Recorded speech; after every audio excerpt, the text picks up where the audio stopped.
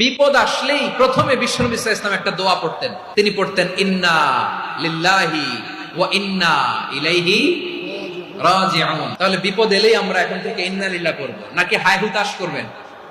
একদল আছে হায় হুতাশ করে, হায় আল্লাহ রে মোর কি হইল রে, মই কি হরমু রে, মই কমবে যামু রে, এরকম বিলাপ করতে নিষেধ করেছেন বিশ্বনবী।